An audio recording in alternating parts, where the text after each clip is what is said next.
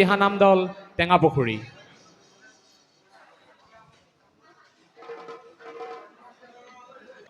কৃষ্ণ কৃষ্ণ কৃষ্ণ হৰি ও হৰি ও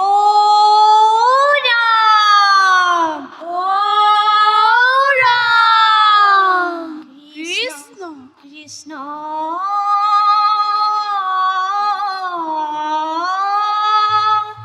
শংকৰ গুৰু হৰি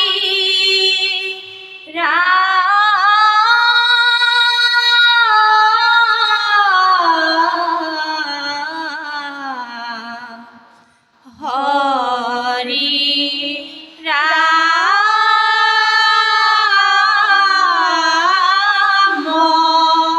ৰাম ৰাম ৰাম কৃষ্ণ অযোধ্যা ৰাজ্য ৰাজা দশৰথে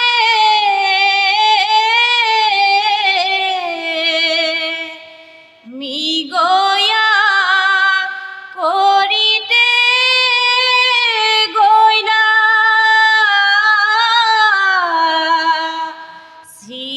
শ্ৰীফল বনতে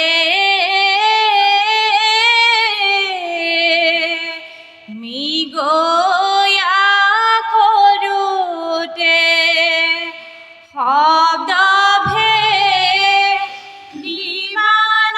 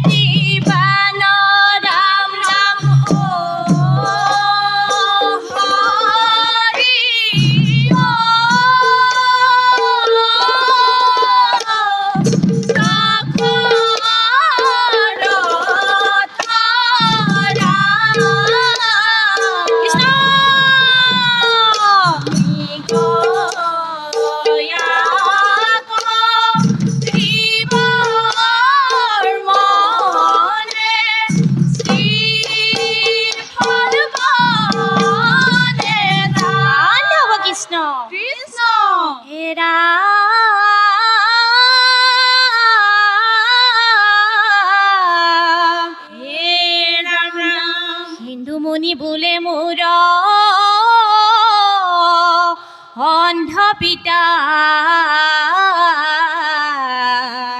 পিয়াহে কাতৰ হুয়া আছে বাট চাই কৃষ্ণ হে ৰাম মুকলয় যায়ো শিখে তাহাৰ পাশক এহি বুলি সিন্ধু মুনি তেজিলা পা নকহৰিয়ে ৰাম ৰাম কৃষ্ণ মৰা সিন্ধু কান্দে লয়া দশৰথ ৰাই ধীৰে ধীৰে অন্ধমুনি বনে চলি যায় ৰাম ৰাম মৰা সিন্ধু কান্দে লয়া দশৰথ ৰাই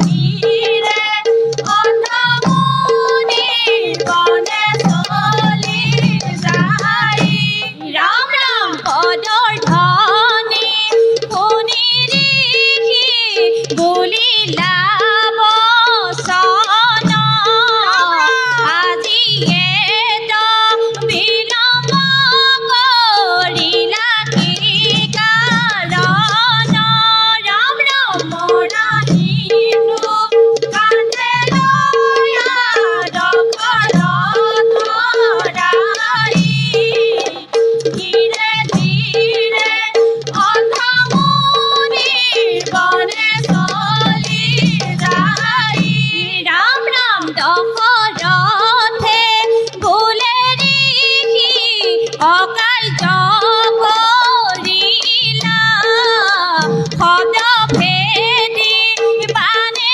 তজু পুতক বধিলা ৰাম ৰাম মৰা সিন্ধু কান্দে লয়া দশৰথ ৰাই ধীৰে ধীৰে অন্ধমুনি বনে চলি যায় মাধৱ কৃষ্ণ কৃষ্ণ হে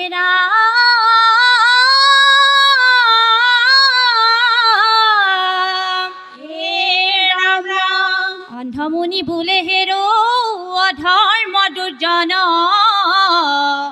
অকাৰণে পুতক বধিলি কি কাৰণ কৃষ্ণ হে ৰাম হেবে মই দিলো তোক নিদাৰুণ শাপ অকালে মৰিবি তয়ো পুত্ৰ হত হৰিয়ে ৰাম ৰাম কৃষ্ণ কিনো খাপ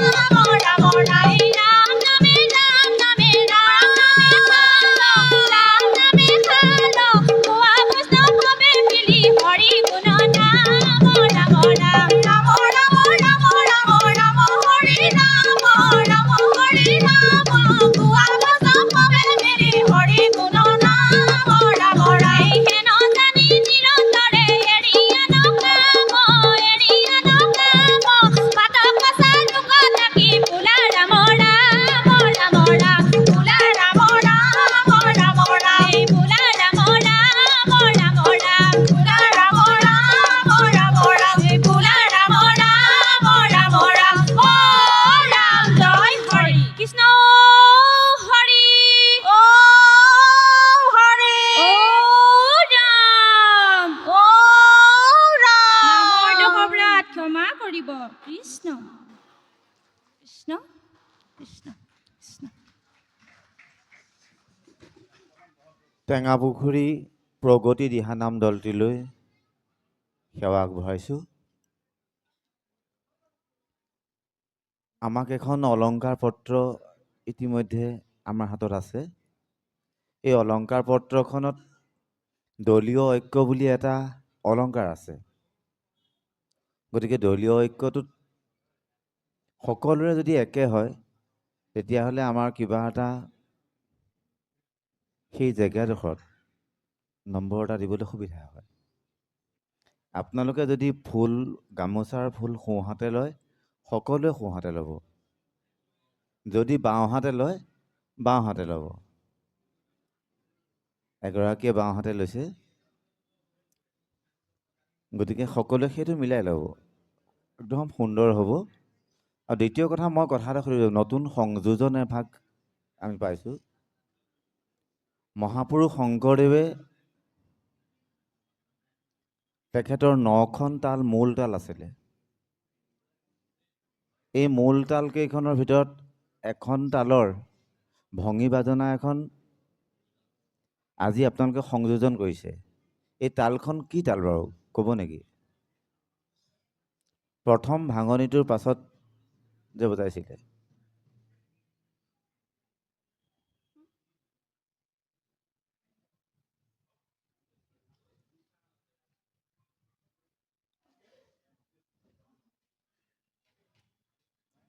মহাপুৰুষ শংকৰদেৱে সৃষ্টি কৰা 9খন মূল তালৰ অন্যতম তালি খালি তাত অক্ষুণ্ণ আছে। খালি তালখনৰ নামটো কৈ দিলে কিন্তু আমি ভাল পাম।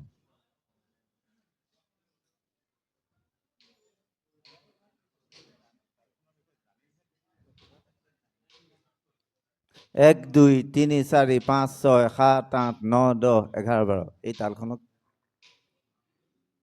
মই সংখ্যা গাই দিলোঁ। আপোনালোকক যি শিকাইছে তেখেতক সুধিব এই তালখনৰ মাত্ৰা সংখ্যা কিমান আৰু কি তাল বুলি কয়। এনেই যদি বজাই দিয়া হয় কোনোবাই সুধিলে অপ্ৰস্তুত হৈ যোৱা হয়, নহয় জানো? অপ্ৰস্তুত সাধাৰণতে হয়, সকলোবিলাক হ'ব। গতিকে এইখন ৰূপক তাল, কথা এষাৰ কৈ দিছোঁ। আৰু এটা কথা কওঁ, অসন্তোষ নকৰিব আকৌ দেই। আমি ভগৱন্তৰ গুণানুকীৰ্তন কৰিবলৈ আহিছোঁ, নহয়নে? আমি গুণানুকীৰ্তন কৰিবলৈ আহোঁতে আমি কিছু কথা আমি মাৰ্জিত ভাষাৰে, কিছু কথা আমি ভগৱন্তক প্ৰাৰ্থনা কৰোঁ, নহয়নে? মাৰ্জিত আৱেশেৰে, মাৰ্জিত আহাৰ্যৰে ভগৱন্তক প্ৰাৰ্থনা কৰোঁ, তেতিয়াহে ভগৱন্ত তুষ্ট হয় বুলি আমি জানো, নহয় জানো? আমি নামঘৰলৈ যাওঁতে বা ভগৱন্তৰ উপাসনা কৰোঁতে বিভিন্ন অলংকাৰ পিন্ধি আমি উপাসনা কৰিবলৈ নাযাওঁ। গতিকে কিছুমান উপালংকাৰ নিপিন্ধাকৈ যদি গোৱা হয় তেতিয়া দৰ্শকৰ দৃষ্টিত অকণমান ভাল হৈছে বুলি কয়, নহ'লে সকলোৰে দৃষ্টিগোচৰ হয়, কথাষাৰ ক'বলৈ অকণমান সুবিধা থাকে। যিহেতু আমাৰ থলুৱা টীম কাৰণে কথাষাৰ কৈছোঁ দেই, ময়ো শিৱসাগৰৰ মানুহ। বেলেগ এখন জিলাৰ হোৱা হ'লে কথাষাৰ নকলোহেঁতেন। গতিকে সেই উপলংকাৰবোৰ অকণমান আঁতৰাই থৈ পেলাই যদি পৰিৱেশন কৰে সুন্দৰ হ'ব, কণ্ঠ সুন্দৰ। বাকী খালি খোল আৰু নেগেৰাৰ টিউনটো সদায় মিলাই পেলাই বজাব লাগে। আজি ডিষ্টিউনহে আছে, মোক মাত্ৰ লাগে সংগীতটোহে। মানে খোল নেগেৰা যদি টিউনটো যদি ডিষ্টিউন হয়, অসমৰ বাহিৰৰ মানুহে ক'ব এই সংগীতে নহয় বুলি কৈ দিব, হয়নে? কোনটো স্কেলত গাইছে সেই স্কেলটোত খোল আৰু নাগৰাটো বান্ধি ল'ব লাগে। কৃষ্ণ, ধন্যবাদ। আপোনালোকৰ উত্তৰণ কামনা কৰিছোঁ ভৱিষ্যতে। কৃষ্ণ, ধন্যবাদ। আমি অকণমান আপোনাৰ সবক দুটিমান কথা অৱগত কৰোঁ, অকণমান সময়। মানে এইটো আচলতে আপোনালোকৰ হয়তো পৰম্পৰাও হ'ব পাৰে। মই দেখিলোঁ আপোনাক সবে দুটাকৈ ফুট লৈছে। সেন্দুৰৰ ফুটটোৰ ওপৰত বগা ফুট এটা ল'ব লৈছে। বগা ফুটটো কিয় লৈছে আপোনালোকে? এইটো ল'ব লাগেই নেকি?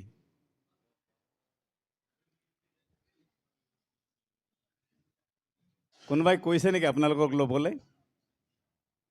কৈছে নেকি বাৰু? গাঁৱত আপোনালোকৰ পৰম্পৰা আছে এইটো? বয়োজ্যেষ্ঠসকলক দেখোঁ যে নামঘৰলৈ গ'লে লোৱা হা হা বয়োজ্যেষ্ঠসকলক আমি নামঘৰলৈ যোৱা দেখোঁ যে লৈ যায় সেইকাৰণে লোৱা হৈছে এইবোৰ গাঁৱৰ নামঘৰত যি য'ত কৰে কৰি থাকিব এইবোৰ প্ৰতিযোগিতাত এইবোৰৰ প্ৰয়োজন নাই আচলতে প্ৰতিযোগিতা বুলি ক'লে পৰীক্ষা ইয়াত আমি দলটোৰ উপস্থাপন দলটোৰ কণ্ঠ দলীয় ঐক্য সাজ সজ্জাকে আদি কৰি সাজ পোছাককে আদি কৰি এইখিনিহে লক্ষ্য কৰা হয় কোনে কি কৰিছে আমাৰ সেইটো প্ৰয়োজন নাই এইটো আঞ্চলিক বৈশিষ্ট্য আপোনালোকৰ তাত থাকিব পাৰে নামঘৰলৈ যাওঁতে দুটাকে ফুট লৈ যোৱাটো সেইটো হয়তো আপোনালোকৰ পৰম্পৰা থাকিব পাৰে কিন্তু প্ৰতিযোগিতাত এইবোৰ নকৰিব আৰু পৰাপক্ষত আমাৰ কৃপালু গুৰু শ্ৰীমন্ত শংকৰদেৱে কীৰ্তনত এটা কথা লিখি থৈছে কলিত কীৰ্তনে হোৱে ভকত আত পৰে লাভ নাহি লোকত আমি কীৰ্তন কৰিবলৈ যেতিয়া আহিছোঁ ইয়াত নাম গাবলৈ যেতিয়া আহিছোঁ বাদকে হওক বা গায়কে হওক বা যিয়ে হওক ভকত হৈ আহিব লাগিব ভকত শব্দটোত তিনিটা আখৰ আছে ভকত তাত আকাৰ হস্যৰিকাৰ দীৰ্ঘৰিকাৰ বা ৰিকাৰ একো নাই ভকত শব্দটোত মানে মসৃণ এটা শব্দ আৰু সেই মসৃণ হৈ অহাটো বেছি বাঞ্ছনীয় বুলি ভাবোঁ আমি আৰু অলংকাৰবোৰ খুব কমকৈ পিন্ধিব হাতত আঙুঠি বেছি হৈছে কাণফুলি ওলোমাই নিপিন্ধিব এইবোৰ আচলতে আমাৰ মহন্ত ডাঙৰীয়ে কৈছে কথাবোৰ এই কথাখিনি অকণমান লক্ষ্য কৰিব আপোনালোকে কাৰণ প্ৰতিযোগিতালৈ আহোঁতে অন্ততঃ মাৰ্জিত হৈ আহিব আমি মাৰ্জিত বস্তু এটা বিচাৰোঁ সম্পূৰ্ণ মাৰ্জিত হৈ আহিব ইয়াত অতিৰঞ্জিত আমি সাত্বিক গুণটোহে বিচাৰোঁ আমি ৰজগুণটো ইয়াত বিচৰা নাই ৰজগুণটো আপোনালোকে ত্যাগ কৰি থৈ আহিব দেই ধন্যবাদ জনালোঁ আপোনালোকক আপোনালোকৰ উজ্জ্বল ভৱিষ্যত কামনা কৰিছোঁ উত্তৰ কামনা কৰিছোঁ ধন্যবাদ টেঙাপুখুৰী প্ৰগতি দিহানাম দল টেঙাপুখুৰীলৈ উদযাপন সমিতিৰ তৰফৰ পৰা আন্তৰিক ধন্যবাদ জ্ঞাপন কৰিছোঁ লগতে দলটিৰ উজ্জ্বল ভৱিষ্যত কামনা কৰিছোঁ